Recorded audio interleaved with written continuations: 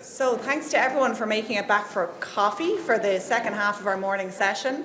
My name is Karina Doherty. I'm the newest member of the Fiscal Council and I'm going to relieve Seamus of his chairing duties for the rest of the morning. Definitely nothing to do with gender balance. So on that note, our next speaker is Dr. Emma Howard. So Emma's a lecturer in economics at the Technological University of Dublin. She's chair of the Irish Society for Women in Economics and a member of the External Advisory Group for IGs. So she's got a PhD, an MSc and a BA in economics from Trinity College Dublin. So her research is in behavioural economics and applied micro. She's a regular contributor to national and international radio and television programmes and print media. So today, Emma's going to talk to us about public attitudes and misperceptions of public policy.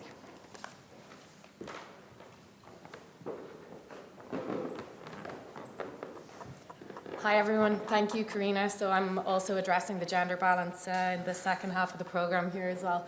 But this is something completely different, but I think links in nicely to some of the talks from the first part of the conference. But I'm going to look more at what the public attitudes are and the perceptions of current fiscal policies and how they might impact how we think about changing fiscal policies and the behavioural responses to them. So just a really brief introduction, because I think most of you know the Irish context in that we have lots of known global economic challenges that we're facing that are going to increase the burden on our public expenditure. And we've got challenges of decarbonising our economy, but also adapting to climate change, demographic shifts that we heard about in the last presentation, and for a small open economy, the geopolitical risks of deglobalisation are likely to impact government revenues. And all of these require additional investment, increased investment. And just to give you one example of a report that the European Commission published just last month on the expected climate change adaptation investment needs for Ireland has a net present value of between 26 to 33 billion. So we've huge costs coming down the line, lots of investment that's needed. And the Future 40 report that the Department of Finance published last year identifies that we really have a narrow fiscal window where we can address these systemic vulnerabilities and invest in the infrastructure and those adaptations that we need. And part of that is because, and we heard from Brian about the increasing concentration of our corporation tax receipts, but this Future 40 report looked at lots of different scenarios, and in their central scenario, they expect corporation tax receipts to fall about 22% in real terms over the next 15 years. So what that means is in a no policy change scenario, they're predicting increased debt levels for Ireland to the level of nearly 150% of GNI star in 40 years' time, which would mean that we would no longer have any resilience built in to deal with macroeconomic shocks to the economy. So they identify, and it's pretty obvious, we need to do some of three things, right? We either need to increase taxation, we need to reduce public expenditure, or we need to increase public sector productivity. And most likely we need to do a combination of all three of these things. So in order to increase taxation, and we know we have a very narrow tax base and we're very reliant on these foreign multinational corporation tax receipts, we need to have some kind of public support or at least acceptance of these fiscal policy changes for there to be any political buy-in or willingness to make these required changes. So it's important for us to really understand how the public perceives these fiscal policies as they are and how they would respond and support or accept potential changes in our fiscal policy. So how we tend to think and make decisions is not in that sort of rational framework that we might use in some neoclassical economic models. We tend to use what are called heuristics. So these are kind of short, mental shortcuts, rules of thumb, simplification processes that allow us to make quick decisions, but also to kind of simplify complex processes. And these heuristics can lead to cognitive biases. And I'm going to look at some examples of how these lead to misperceptions of current fiscal policies and potential fiscal policy changes. So a lot of this is based on kind of seminal work around prospect theory, which is this idea that when we're making an evaluation of something like a fiscal policy, we don't evaluate it objectively. We tend to use some sort of a reference point and make evaluations in respect of that reference point. And we're also very biased when it comes to how we perceive risk. So, risks and probabilities are commonly misunderstood, and particularly where we have low probability events, people can sometimes just eliminate that risk entirely. So they sort of, as a shortcut, they estimate that risk to be zero. So it means that when we're talking about these risks of the concentration of corporation tax receipts, if people perceive those risks to be really low, they may just discount them entirely. So consequently, really, of how we think about risk, how we think about and evaluate different policies, how we think about government spending and taxation is impacted by all of these things and can lead to misperceptions among the general public, or at least a significant proportion of them. And for the presentation today, I'm just going to look at 3 examples specific to Ireland, and those are firstly on income tax. And that presentation at the start today, Ed's presentation, looked at the effective income tax on growth in the UK, and some of those estimates suggested that it had perhaps some of the least negative impacts on growth, so that could be an interesting case, and we're going to have a look at that. Secondly, I'm going to have a look at some of the fiscal policy measures to reduce carbon emissions and mitigate climate change. And then thirdly, I'm going to have a look at some of the perceptions and the biases impacting government expenditure, and in particular in relation to the recent cost of living measures implemented by the government. So to begin with income tax. And one of the most important features of the behavioural responses to taxation in general is how salient a tax is to people. And this is because we tend to use what's called the availability heuristic when we're evaluating things. So how salient something is, how memorable it is, how obvious it is to us impacts our response and our behaviour. And when we look at something like an income tax system, people typically, across the world, we've got lots of evidence that people misperceive income tax schedules. It's quite common. And that misperception is greater the more complex the system is. So, if you think about the Irish income tax system, we have a quite progressive tax system. It does a really good job of reducing labour market wage inequality. But it is quite complicated, and it means that people can sort of have cognitive biases, and how they simplify that complex system depends on how they, impacts how they perceive that system. So what we focus on, in other words, if we think about evaluating in terms of a reference point, what we focus on as our reference point impacts how we perceive or how fair or how much we accept a particular system. If we look at income tax and look at Ireland as an example, there's 2 different things that we might focus on. So one is we might look at our average tax rate. And this is data from the OECD, and it's looking at comparable OECD countries and looking at their differences in net average tax rate. So if you look at Ireland, which is the red dot there, we can see that if you look at the married earner couple, we're spot on average. We're spot on average or mean rather for the average tax rate in the OECD. If you look at that single worker, we're slightly above it. So the single worker in Ireland pays a little bit more than average OECD countries in terms of their average tax rate. If we look at the top personal income tax rates, though, we are above average for European OECD countries. So you can see Ireland is in green there. We have an average tax rate of 48%. I think the average here is about 45%, so we're a bit above. But we're not, hugely out of line with similar high-income European countries.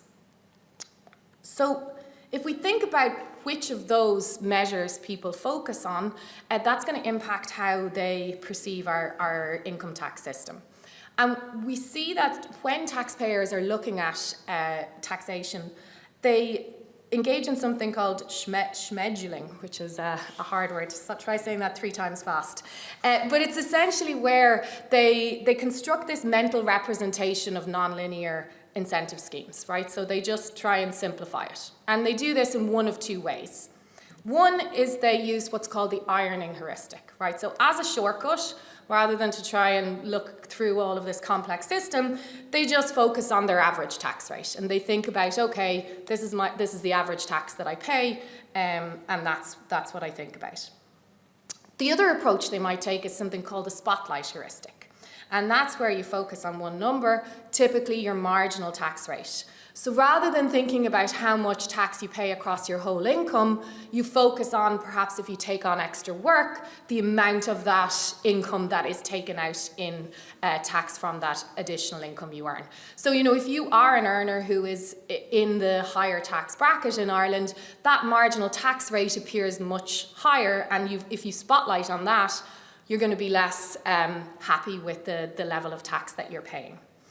Now, we don't have any good experimental evidence or survey evidence looking at which of these things Irish people are doing, but I can show you some suggestive evidence to think about what might be going on. And so this is survey data from last year, the Eurobarometer, looking at Irish people's perceptions of the current level of taxation in Ireland. And what you can see is, interestingly, actually, we've got a pretty even split between people who think that taxes are too high and would happily decrease them, even if that meant lower quality or fewer public services, and the people who actually would agree with higher taxes if it means more or better public services. So we've got kind of a third of Irish adults fall into one of those 2 categories. So if we focus in on and think about those people who say taxes are too high and they would reduce them even at the expense of public services, what do we see? Well, actually, the vast majority of those people, when asked which tax would you reduce first, they have a preference for reducing income taxes. So, and that's a much higher percentage than across the EU on average of people who want tax reductions. Irish people want the income taxes reduced first. VAT is less salient, so people typically kind of incorporate that VAT into their reference point because it's added on to purchases and you're not really very aware of it. Whereas your income tax rate is quite salient, and perhaps those people who are saying taxes are too high are using that spotlight heuristic and focusing in on their marginal tax rate, meaning that they perceive it to be too high and would like it to be reduced. So that's one example of how we can misperceive or how what we focus on impacts our perceptions of taxation. So the other one I want to look at is perceptions of climate change mitigation policies, in particular, again, in relation to fiscal policy and taxes and subsidies.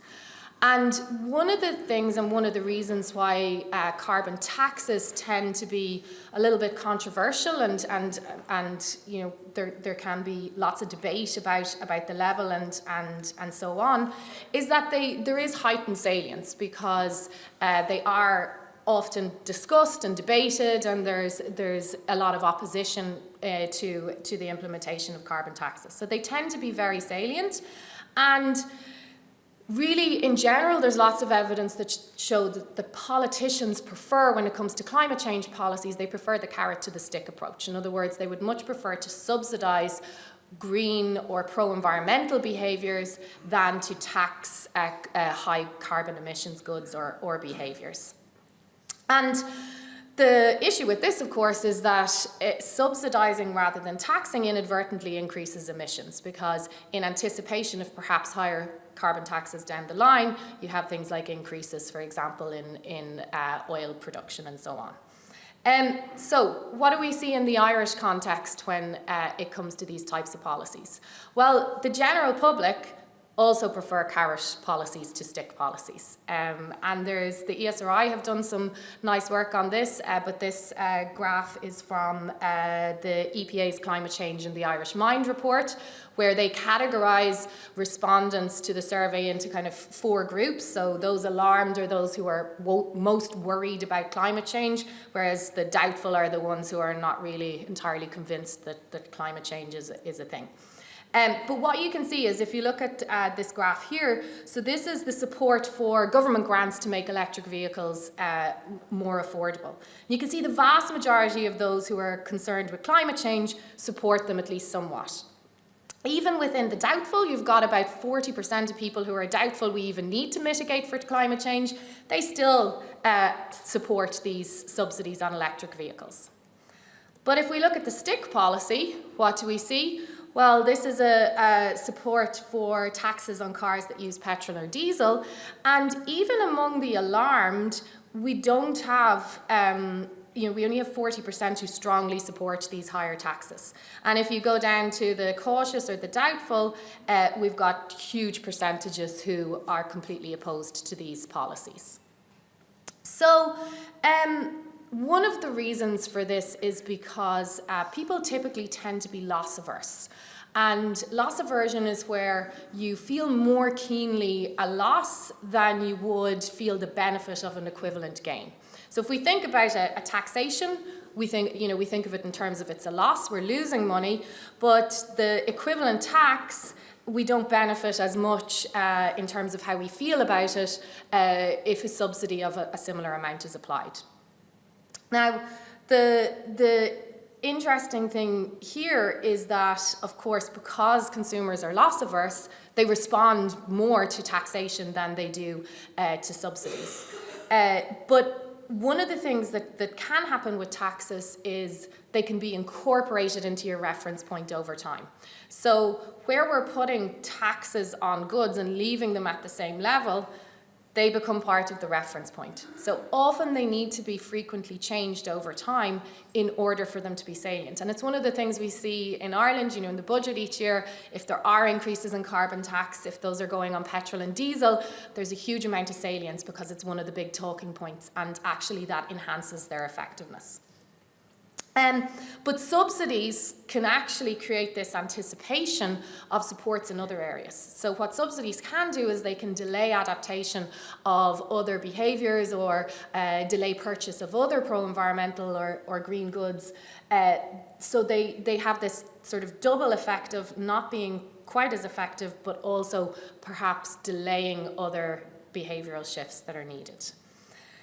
There's lots of other biases that can feed into how the public perceive and support or don't support climate change mitigation fiscal policies, but a big one, of course, is present bias or the use of hyperbolic discounting. So basically the fact that for most of us we value immediate rewards far more than the rewards that accrue much further in the future. So there's this bias towards not having to pay costs upfront for benefits of lower emissions that are going to be much further down the line. And we're also subject to status quo bias. So again, that feeds into loss aversion, whereby we like things to more or less stay as they are, because if they're talking about changes, we fear what we may lose in those changes. And that loss aversion leads us to strongly prefer the status quo. So all of these feed into these low levels of support for meaningful emissions reductions measures, but also for meaningful ways for us to raise revenue to contribute towards that cost of climate adaptation as well as decarbonisation. Okay, the final thing I just want to illustrate some of the biases impacting this is in terms of government expenditure. And with the invasion of Ukraine, Russia's invasion of Ukraine, and the peak in inflation in 2022, the government implemented a number of cost of living measures, and we've seen those removed in the most recent budget. But this survey data from Ipsos from September last year found that 84% of people in Ireland were still worried about the cost of living crisis. and fewer than 1 in 7 believed the government were doing enough to address it. So when we think where those figures are coming from, given we know we had peak inflation and inflation has come back down to relatively target levels or close to target levels, and we know we've also had nominal wage increases that have outpaced inflation in recent years, it's interesting to see that vast majority of people are still worried about the cost of living. And so this feeds into perceptions of inflation and how people actually perceive the inflation rate versus what the actual inflation rate is.